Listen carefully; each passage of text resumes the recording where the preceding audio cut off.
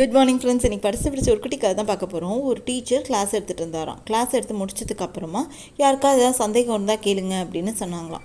அதில் ஒரே ஒரு பையன் சார் உலகம் நல்லதா கெட்டதா அப்படின்னு கேட்டானாம். அவர் உடனே பதிலுக்கு பூனையோட பற்கள் நல்லதா கெட்டதா நீ சொல்லு அப்படின்னு சொன்னாராம். உன்னோட பதிலும் என்னோட பதிலும் ஒன்று தான், அதனால நல்லா யோசனை பண்ணி சொல்லு அப்படின்னு சொன்னாராம். அந்த பையன் யோசிச்சுட்டு எனக்கு கொஞ்சம் அவகாசம் கொடுங்க சார்ன்னு சொன்னான்னா, சரி அடுத்த நாள் கிளாஸில் சொல்லு அப்படின்னு சொல்லிட்டு அந்த டீச்சர் போயிட்டாராம்.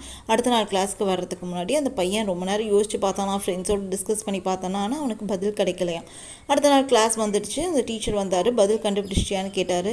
இல்லை சார் அப்படின்னு சொன்னோன்னே அந்த டீச்சர் சொன்னாராம், பூனை அதோட கூர்மையான பற்களை வச்சு தான் அதோட குட்டிங்களை தூக்கிட்டு போய் வைக்கும். ஆனால் அப்போ பற்கள் அந்த பூனைங்களை பாதிக்காது. அதே பூனை எலியை வேட்டையாடும் போது அந்த பற்கள் கூர்மையானதாக இருக்கும்.